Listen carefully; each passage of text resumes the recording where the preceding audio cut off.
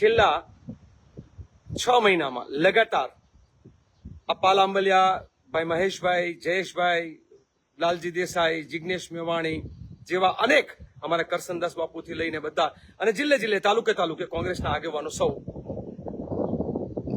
મોરબી બાજુ જઈએ તો અમારા જીતુભાઈ થી લઈને પછી અહીંયા બાજુ જે છે નેહુલ થી લઈને અમારા પ્રવીણભાઈ જે છે, આ બધા લોકો, સત્યમભાઈ છે ત્યાં લડતા હોય, રતનસિંહ લડતા હોય, કચ્છમાં જઈએ તો અમારા કચ્છના મિત્રો લડતા હોય.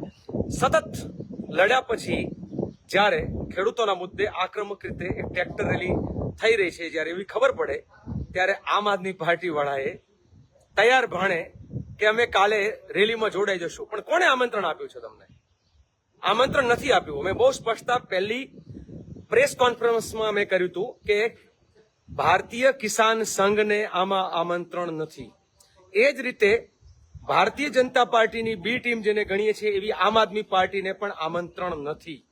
અચ્છા, તમને ખેડૂતોનું હિત બહુ જ હૈયે હોય તો અલગથી રેલીઓ, ધરણાઓ, આંદોલનો કરો, પરંતુ તમારો બોટાદમાં જે રેલી પછી જે તમે ઘટનાક્રમ છે અને તમારા જ કિસાન સંગઠનના નેતા રાજુ કરપડાએ જે વાત કરી હતી કે અમને બધાને જેલમાં મોકલ્યા પછી જેલમાંથી ન છૂટીએ એના માટે આમ આદમી બિલકુલ મંજૂર નથી કે તમે આવો અને પછી કંઈક એવો હળીચાળો કરો કે જેના કારણે ખેડૂતોના આંદોલનને કોઈ ઠેસ પહોંચે.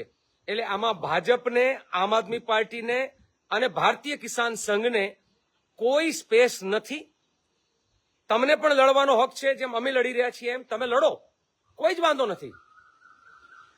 પણ મિત્રો, આપણી પદ્ધતિ જુદી છે.